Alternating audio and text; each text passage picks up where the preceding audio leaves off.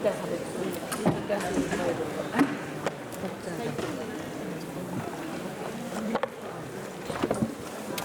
이 영문을 좀 가서 확인해 봐야 되겠네. 잘 저는 있나? 얼른 갔다 와야 돼. 잠깐만.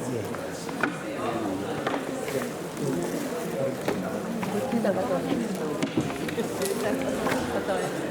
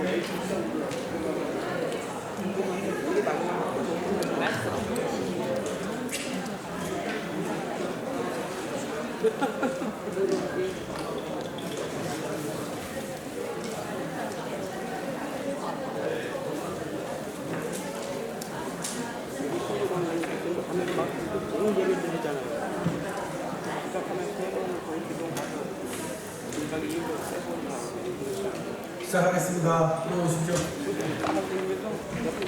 무종의 의자를 또 못해야 되니까요. 들어오세요. 빨리 들어오세요. 좋은 말 할 때 좀 오세요. 기도하고 시작하겠습니다.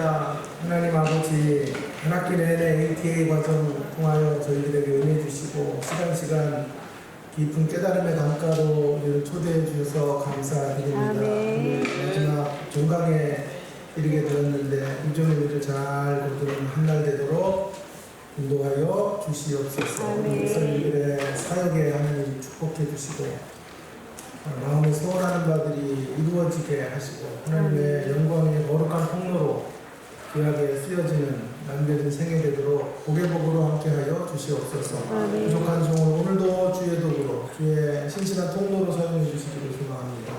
예수님 이름으로 기도합니다. 아멘. 자, 요한복음 뭐 다 다룰 수가 없어서 이제 맨 마지막 장으로 제가 점프해서 왔고요. 좀 다 끝내는 걸 요한복음은요. 그래서 22장 맨 마지막 대목을 여러분들과 함께 좀 읽어보도록 하겠습니다. 제가 읽겠습니다. 제가 시간이 없으니까 18절부터 25절까지 제가 읽겠습니다. 내가 진실로 중심을 내게 이르노니 내가 젊어서는 스스로 뜯기고 원하는 곳으로 다녔거니와 늙어서는 내 팔을 벌리니 만민에게 뜯기우고 원하지 아니하는 곳으로 데려가리라. 그 말씀을 하시는 베드로가 어떠한 죽음으로 하나님께 영광을 돌릴 것을 가리키시니라. 이 말씀을 하시고 베드로에게 이르시되 나를 따르라 하시니 베드로가 돌이켜 예수께서 사랑하시는 그 제자가 따르는 것을 보니 그는 만찬석에서 예수의 품에 의지하여 주님을 파는 자가 누구오니까 묻던 자라. 이에 베드로가 그를 보고 예수께 여짜오되 주님 이 사람 어떻게 되겠사옵나이까. 예수께서 이르시되 내가 올 때까지 그를 머물게 하고자 할지라도 내게 무슨 상관이냐. 너는 나를 따르라 하시더라. 이 말씀이 형제들에게 나아가서 그 제자는 죽지 아니하겠다 하였으나 예수님의 말씀은 그가 죽지 않겠다 하신 것이 아니라 내가 올 때까지 그를 머물게 하고자 할지라도 내게 무슨 상관이냐 하신 것입니다. 이 일을 증언하고 이 일들을 기록하는 제자가 이 사람이다. 우리는 그의 증언이 참된 줄 압니다. 예수께서 행하신 일 이외에도 많이 낱낱이 기록된다면 이 세상이라도 이 기록된 책을 두기에 부족할 줄 압니다. 네. 중요한 단어에 좀 줄을 치면서 저와 함께 마지막 유전자들을 거두는 시간을 갖도록 하겠습니다. 이 중요한 단어는 젊어서는이라는 단어, 18절에 젊어서는이라는 단어에 대해서, 그리고 늙어서는 나오죠. 젊어서는이라는 단어에 동그라미를 치시고, 죽음, 19절 죽음이라는 단어와 영광이라는 단어, 이런 단어들이 굉장히 중요한 키워드가 되겠습니다. 그럼 오늘은 제가 우리 대학원 과정에 졸업생들이 사은회를 한다 그래서 11시 반에 제가 사은회 또 설교를 해야 돼서 좀 일찍 마칠게요. 좀 짧게 좀 재미나는 이야기 같은 거 좀 빼고 공부만 가지고 할 테니까 기대가 안 맞으시면 지금 나가시고 자 그래서 공부만 가지고도 얼마나 재미있는지 한번 제가 30분까지만 하고 여러분에게 자유시간을 더 드릴 테니까 이렇게 좀 이해해 주시기 바랍니다. 여러분 요한복음은 제일 중요한 요한복음의 키워드를 하나 잡으라고 영광인데 예수님께서 영광을 어떻게 확보하시는가가 매우 요한복음의 독특한 대목인데요. 요한복음에서 예수님의 영광은 십자가로 확보되는 거예요. 그러니까 십자가가 영광이에요. 십자가를 통해 영광에 이르게 되고 또 십자가를 감당하시는 자체가 영광이에요. 그래서 제가 이런 말씀을 드렸죠. 십자가는 고난과 실패와 죽음의 이야기 정도가 아니라 그리고 부활이 성공이고 승리고 승기다 이렇게 가는 글식은 다른 복음서에서는 가능할지 몰라도 요한복음은 그런 식으로 십자가를 풀고 있지 않아요. 십자가는 고난의 길이지만 그것 자체가 영광이야. 그래서 이렇게 적어두라 그랬어요. 십자가는 영광 1, 부활은 영광 2 이렇게 기억나시죠? 자, 예수님은 그 십자가의 길을 통해서 자신이 얼마나 영광의 길을 걷고 계시는지 이런 것들을 보여주셨고, 자 이제 그 예수님의 이야기는 교회의 이야기로 이제 전개돼야 돼요. 기독론은 교회론으로 이어지게 되는 것인데요. 그래서 오늘 제자의 이야기가 나오는데 맨 마지막에 참 의미심장해요. 제자의 이야기를 말할 때, 제자의 대표인 베드로를 이야기 말할 때 그의 죽음을 이야기하면서 그의 죽음이 영광이라고 말합니다. 할렐루야. 예수님의 죽음도 영광이지만 제자들의 고난과 죽음도 영광입니다. 그러니까 예수님에게도 고난은 영광이고 부활이 영광인 것처럼 베드로의 걸음도 그가 죽음의 길을 걷게 될 건데 그가 그 죽음의 길은 수치의 길이 아니고 패배의 길이 아니고 그게 영광의 길이에요. 그래서 어떠한 죽음으로 영광을 돌려야 될지를 하나님이 말씀하십니다. 그러면서 나를 따르라. 그런 영광의 길을 따라오너라. 영광의 길을 따르라고 2번 말씀하고 계시면 그런 이야기로 맞춰지고 있는 거예요. 그래서 이게 딱 짝이 맞는 거예요. 앞에서는 기독론의 이야기, 예수님이 고난과 십자가의 영광을 통하여 부활의 영광에 이르셨고 제자들도 예수님을 닮아 그 길을 걸어가면서 근데 그런 이야기를 하실 때 이제 젊어서는 네 맘대로 살았지만 이제 늙어서는 그렇게 살아서 안 된다. 이런 메시지, 이런 단어를 가지고, 이런 표현을 가지고 이야기를 하고 있어요. 그래서 제가 이게 너무 좋아가지고 오늘 보세요. 자료에 이렇게 제가 말씀을 잡은 거예요. 젊어서처럼 사는 게 아니라면 젊어서처럼 살아서 안 된다라고 하는 거. 여러분들에게 매우 의미심장한 메시지가 아닐까 싶습니다. 자, 그래서 여기에 꽂혔어요. 젊어서처럼이라는 단어에 꽂혀서 그 단어를 중심으로 이제 말씀을 좀 풀어보고 싶은 욕망이 생겼고 이 말씀을 만들게 된 것이죠. 국내 최초예요. 이것도 발견할 수가 없어요. 자, 젊은이로 살아야 하지만 젊어서처럼 살아서는 안 된다라는 것이 이제 서론의 출발점인데요. 우리가 나이 들어도 언제나 젊게 살아야 돼요. 근데 젊게 사는 것과 자 구분하세요. 젊게 사는 것과 젊어서처럼 사는 건 달라요. 우리는 언제나 젊게 사셔야 돼요. 여러분이 좋아하는 말, 나이 숫자에 불과하다. 그런 말씀을 늘 여기 하시면서 이제 젊게 사셔야 돼요, 젊게. 그런데 젊어서처럼 살아서는 안 된다라고 하는 건데 18절에 보면 주님이 분명히 우리 눈에 확 들어오는 단어가 젊어서처럼 이라고 하는 말인데요. 여러분이 좀 교회 노년층이 많거나 이렇게 연세 드신 분들 헌신예를 가거든 이 설교를 잘 킵해뒀다가 여러분의 것으로 각색해서 쓰시면 대박 날 거예요. 그래서 아마 강사료 한 5만 원 정도 더 줄 거예요. 그럼 그때 저한테 연락하세요. 네, 저 좀 나눠 쓰게. 막판에 돈 얘기네. 자, 그래서 자, 젊어서처럼 산다는 것, 젊게 산다는 것과 다르게 젊어서처럼 산다는 건 스스로 피 뛰고 마음 먹은 대로 살아가는 거예요. 자신의 생각이 옳은 대로 좌충우돌하는 사는 것. 이것이 젊어서처럼 산다라는 말의 의미예요. 젊어서처럼. 자, 젊어서는 어때요? 내가 생각하는 게 다 옳아요. 젊은이들 판단이 미숙하잖아요. 그러니까 미숙한데 자기의 미숙함을 모르고 배우려고 하지 않고 이것이 옳다 그러면 그것으로 달려가는 그런 인생을 살지 않습니까? 그래서 젊어서처럼 살아서는 안 된다. 근데 이 젊어서처럼 물론 이제 젊은이들이 다르게 산다 이렇게 말할 수는 없어요. 이건 일종의 비유다. 제가 이렇게 정리했어요. 적어주세요. 일종의 젊어서처럼은 일종의 비유다.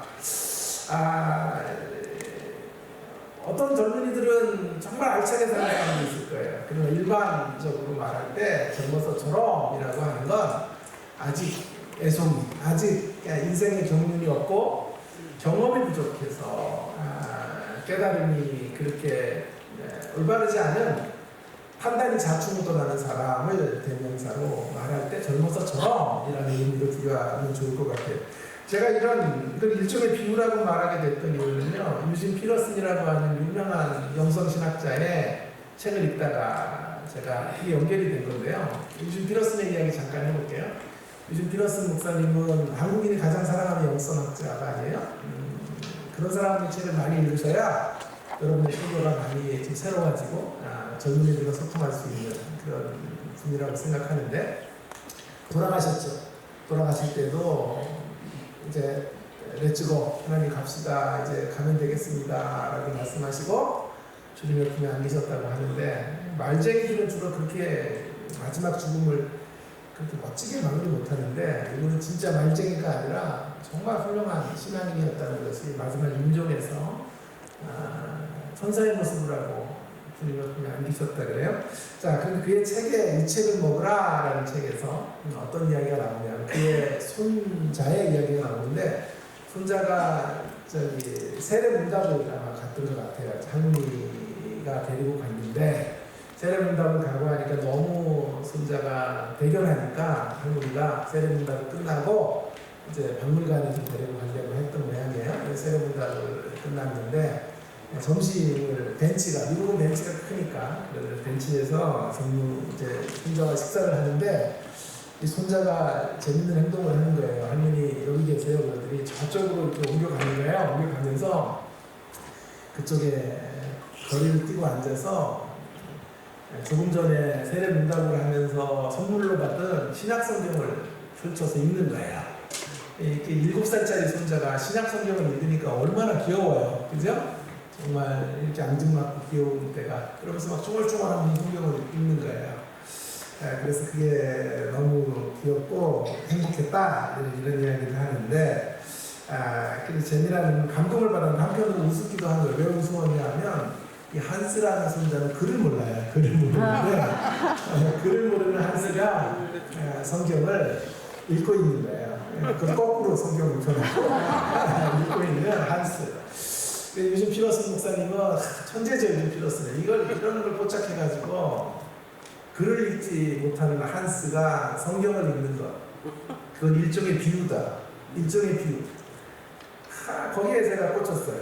그래, 젊은이로 산다는 것, 그것도 일종의 비유다, 이런 생각을 하게 됩니다. 글을 읽을 줄 모르는 한스가 글을 읽는 것, 그 일종의 비유예요. 자, 성경을 읽는데 성경의 뜻을 모르다. 네? 성경을 많이 읽는데 성경이 말하는 말을 발견하지 못해요. 성경은 읽어야 되는 책이기보다는 살아야 되는 책이거든요. 아멘. 성경을 읽어서 살아야 되거든요. 아멘. 성경은 우리를 형성해줘야 돼요. 성경의 가치관을. 성경은 우리를 변화시켜줘야 돼요. 영어가 좀 쓸게요. 트랜스포메이션하고 포메이션 해야 돼요. 우리를 포메이션 해줘야 되고 트랜스포메이션 해줘야 돼요. 성경을 읽는데 성경의 뜻을 몰라요. 요한복음 많이 읽으셨지만 이번 학기 요한복음 저랑 하니까 뜻이 다르죠? 네. 자, 성경을 읽어도 성경을 어떤 수준으로 읽고 어떤 깊이로 읽느냐에 따라 성경 가지고 엉뚱한 이야기하고 성경 가지고 이단 나와요. 성경 많이 읽는다고 되는 문제 아니에요. 백독을 했다고 되는 문제도 아니에요. 어떤 가치로, 어떤 빛으로, 어떤 시각으로 베고 있느냐, 이게 중요한 거예요. 자, 그러니까 성경을 읽어도 성경대로 뜻을 모르고 성경대로 살지 못하는 한스, 그 한스는 일종의 비유다. 거기에 제가 꽂혀가지고 아 그래, 젊어서처럼 일종의 비유, 젊어서처럼 살면 안 된다라고 하는 게 일종의 비유구나라고 하는 것을 알게 된 거죠. 자, 젊어서처럼 살아서는 안 돼요. 그러면 어떻게 살아야 될까요? 첫 번째, 젊어서처럼 살지 않으려면 어떻게 돼야 될까? 첫 번째 메시지는 하나님의 영광을 위한 삶의 패러다임으로 이제 나가야 돼요. 우리 젊어서처럼 살면 안 되고요. 이제 어디로 가야 되냐면 하나님의 영광을 위한 패러다임으로 나아가는 삶으로 우리 바뀌어져야 한다.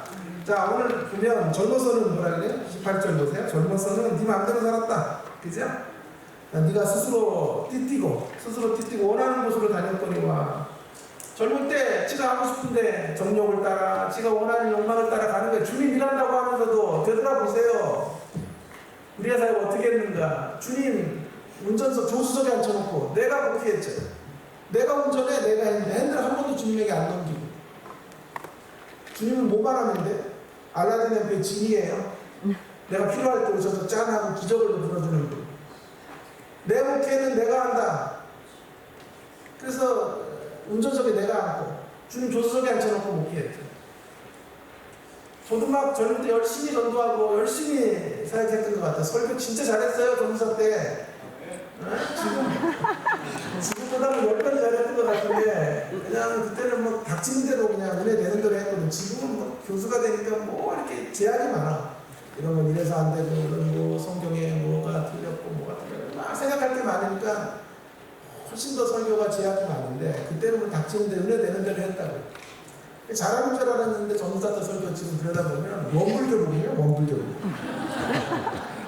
이게 도대체 내가 이게 기독교적 복음의 생각인지 원불교 복음인지 정말 안타까운 설교들을 했구나. 그래도 하나님 역사하셨으니까 은혜구나 이런 생각을 할 수밖에 없어요. 여러분, 우리가 젊을 때 주님의 일을 한다고 해도 우리의 혈기가 충만하고 우리의 옛자가 아직도 살아있어서 내 마음대로 하는 거예요. 자, 이제 그러나 그렇게 살면 안 된다고 말씀하시는 거예요. 오늘 그러나 내가 늙어서는, 이제 나이가 들어서는, 늙었다라는 말은 뭐 물리적인 나이만을 얘기하는 게 아니에요. 이제 인생 후반전이라고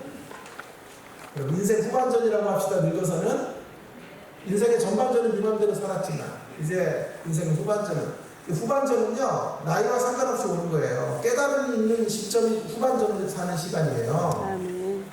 20대 깨달으면 거기서부터 후반전 시작되는 거예요. 60이 되는데도 못 깨달으면 계속 전반전 사는 거예요. 마음대로 살고 정욕대로 사는 거예요. 그죠? 오늘이라도 깨달으면 이제 진짜 후반전 인생 사는 거예요. 자, 그래서 이제는 어떻게 살아가야 된단 말이에요? 이제는 어떻게 살아요? 내가 늙어서는 남들이 내 팔을 벌릴 거예요. 너를 묶어서 내가 바라지 않는 곳으로 너를 갈 테니까 고난을 당할 거예요. 순교를 당할 거예요. 남들에게 묶여가지고 이끌려서 이제 십자가의 길을 베드로가 가게 될 것이다. 이제 너를 위한 삶이 아니라 나를 향한 삶으로 나오라 라고 말하는, 실제 교회사의 전승에 의하면 베드로는 어떻게 죽었다고 합니까? 십자가에 거꾸로 매달려 죽었다. 이게 교회사의 전승이지 않습니까? 자, 그렇게 해서 이제 나아갈 것을 말해주고 삶의 패러다임을 바꿔야 될 것을 말해주는 거죠. 어떤 삶의 패러다임? 젊어서 살았던 패러다임은 에고를 중심으로 살았던 패러다임이에요. 나의 가치를 중시하며 살았던 패러다임, 내가 주인이 되고 주님을 조수석에 앉혀놓았던 패러다임의 삶이었다면 이제 인생 후반전은, 이제 남겨진 저와 여러분의 인생의 시간은 어떻게 살아가야 된다고요? 이제는 하나님의 영광을 향한 패러다임으로 나아가야 돼요. 그래서 그 영광이 뭐냐면 19절에 보면 어떤 죽음이 영광이라고, 어떤 죽음을 죽어야 하는지를 이제 말씀해 주시는 거예요. 자, 그런데 여기서 죽음은 또한 물리적 죽음만이 아니에요. 물리적 죽음이라고 생각하면 그렇게만 정의하면 우리 모두 숨겨야 되는데, 자, 여기서 말하는 죽음이라는 걸 이제 3페이지로 가면 그런 식으로만 생각할 것이 아니고요. 여기서 말하는 죽음 이렇게 생각하죠. 우리의 에고가 죽는 거예요. 날마다 우리 옛자가 죽는 거예요. 우리 옛사람이 십자가에 못 박히는 삶. 네? 전에는 우리의 자아가 활개치고 말이에요. 우리의 이 좁은 안목을 가지고 성경을 판단하고 시대를 판단하고 살았단 말이에요. 한평생 거짓된 것을 붙잡고 살아요. 너무 깨달음을 미쳐내가지고 그 깨달음의 영역밖에 아무것도 보지 못한 채 살아갔던 우리들. 그러나 이제 그 에고가 죽고 에고를 날마다 못 받고 성경도 이제 풍성한 세계들을 좀 경험하면서 이제 어디로 가요? 에고를 넘어서 내가 죽고 그리스도가 내 안에서 하시는 놀라운 역사들을 경험해가는 이런 삶의 패러다임으로 나아가야 한다 라고 하는 것이죠. 자, 여기서 또 중요한 건 근데 그런 이야기가 베드로의 고난의 자리에서 펼쳐질 수 있다고 말하는 거죠. 그의 죽음은 하나님의 영광이 떠난 것 같은 생각을 우리는 종종 할 수 있는데 우리가 어려움을 당하고 환난을 당하고 역경을 당하면 하나님의 영광과 능력의 손길이 나에게서 떠났다. 이라고 외칠 수 있는 자리인데 오늘 성경은 그런 식으로 이야기하지 않는 거죠. 자, 우리가 어떤 모습으로 서 있든지 우리가 어떠한 자리에 있어도 고난의 길조차도 죽음의 길조차도 영광이 된다 라고 하는 거죠. 우리가 어떤 자리에 처해 있어도 어떤 모습으로 살아간다고 해도 그것과 상관없이 하나님이 그 자리에서 우리를 통해서 영광을 받으실 수가 있는 것을 인정해야 하는 것이죠. 자, 그래서 영광을 이르게 해야 되고 어떤 자리든지 그 자리가 하나님의 영광과 연결된 자리가 되도록 우리는 살아가야 하는 거죠. 우리 날마다 이 노래를 부르며 살아야 돼요. 부르신 곳에서 난 예배하니. 부르신 곳에서 난 하나님을 예배하는 거예요. 그 부르신 자리가 저 5성급 호텔의 자리, 왕궁과 같은 자리에서는 그 자리에서 예배하는 거예요. 부르신 자리가 저 시골교회라는 그 시골교회에서 또 하나님을 섬기는 거예요. 부르신 자리가 저 낙도라면 그 낙도에서 또 하나님을 예배해요. 하나님을 찬미하고 거기서 하나님을 영화롭게 하는 거예요. 여러분 어떠한 자리에서도 하나님 영광을 받아요. 심지어 죽음의 자리, 베드로가 어떠한 죽음을 죽어야 될 것을 말씀하셨는데 그 죽음의 자리는 영광을 뺏을 수 없는 자리. 그 자리인 것을 말씀해 주는 거예요. 우리의 영광에 이르는 길, 모든 길이, 여러분의 인생의 모든 시간이 하나님의 영광에 이르는 길목이 될 수 있는 거예요. 자, 이 이야기도 제가 팀켈러 이야기를 좀 3페이지에 보면 좀 했어요. 팀켈러는요, 그 책에서 이런 얘기를 해요. 웨일즈의 어느 노 사역자가 목회 초년배의 설교를 듣고 나서 자네 설교 형편이 없었네 이렇게 평가를 하는 거예요. 그래서 이 젊은 설교자가 화가 나가지고 아니 왜 설교가 이렇게 형편이 없었습니까? 그랬더니 자네 설교에는 그리스도가 없었네 이렇게 이야기를 한 거예요. 그랬더니 이 젊은 설교자가 아니 그리스도가 복음에 없는데 그리스도가 있을 때 그리스도를 말하는 거고 그리스도가 없는 부분은 그리스도 없이 말하는 거지 그게 뭐가 잘못입니까? 그랬더니 이 노 설교자가 이렇게 이야기를 한 거죠. 4페이지에 보세요. 노 설교자가 탄식하며 성경의 모든 본문에서 자, 영국의 이야기를 하는 거예요. 자, 여러분 영국의 수도가 런던이잖아요. 젊은이에게 묻는 거예요. 런던 어느 지역에 있든지 간에 어떤 시골에 있든지 간에 런던으로 가는 길이 있나 없나? 그랬더니 있습니다. 어디에 살든지 서울로 오는 길이 있죠. 대한민국 어디에 살아도 방배동에 오는 길이 있잖아요. 그래서 어떤 도랑을 건너고 배를 타고 비행기를 타고 어떤 수단을 통해 기차를 타고 KTX를 타고라도 걸어서라도 서울에 오잖아요. 마찬가지로 성경의 모든 본문도 마찬가지로 성경의 수도로 통하는 길. 이게 바로 그리스도이스예요. 사랑하는 형제요. 자네의 질문은 본문을 대할 때 그리스도로 통하는 길이 무엇일까라고 말하고 어떤 도시에 있든지 간에 그리스도로 통하는 길로 달려가면서 설교하는 것이다. 그리고 나는 아직 그리스도로 통하는 길을 품고 있지 않은 본문을 만난 적이 없네. 만에 하나 그리스도로 통하는 길을 품고 있지 않은 본문을 발견한다면 나는 어떻게 하든 길 하나를 만들겠네. 담벼락을 넘고 도랑을 건너서라도 나의 주님에게로 나아갈 것이네. 설교란 그 안에 그리스도의 향취가 나지 않으면 아무런 유익도 끼칠 수 없기 때문이지. 할렐루야. 그러니까 어떤 부분을 내가 우리는 그리스도를 향해 가는 길들을 찾을 수 있다 이 말이에요. 어떤 지역에 있어도 서울로 오는 길을 찾을 수 있듯이 어떤 본문, 66권의 어떤 본문을 열어도 우리는 예수 그리스도의 향취를 드러내는 설교를 할 수 있다. 자, 이 이야기를 영광으로 이야기합시다. 영광. 자, 어떠한 자리에 있어도 어떠한 인생의 걸음을 걸어도 어떠한 삶의 현실을 만나도 영광으로 통하지 않는 인생의 길은 없어야 합니다. 어디에 살아도 어떤 삶의 현실 속에 놓여져 있다고 해도 우리는 하나님의 영광을 향해 나가야 되는 거예요. 담벼락을 넘어 도랑을 건너서라도 하나님의 영광을 향해서 걸어가야 되는 것이죠. 인생이란 그 안에 향치가 나지 않으면 아무런 유익도 없어요. 헛살고 떠나는 거예요, 우리. 그래서 그 안에 가득 채워져야 되는 건 하나님의 영광. 우리 전 존재를 통하여 하나님 영광 받으십시오.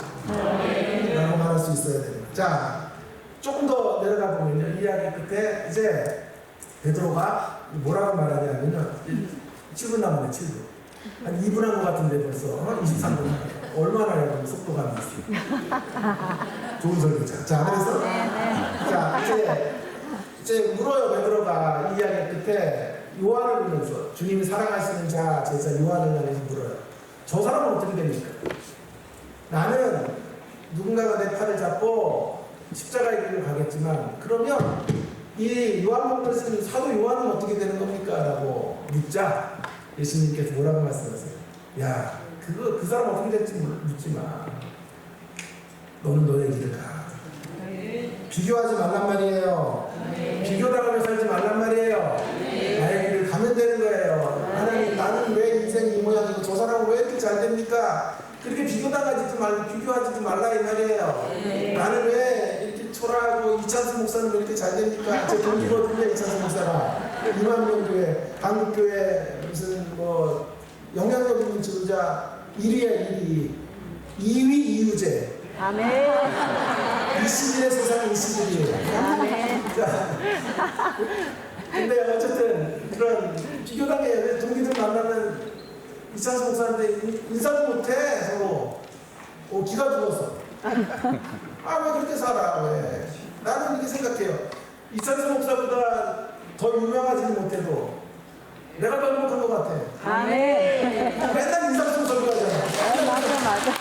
이찬수 그리고 온 동네 다니는 전부 교인들이야. 그러니까 다닐 수가 없어. 그냥 몇 번 등산도 하고 만났더니 그냥 막 밥 먹는데 누가 와서 사인해달라 그랬어요.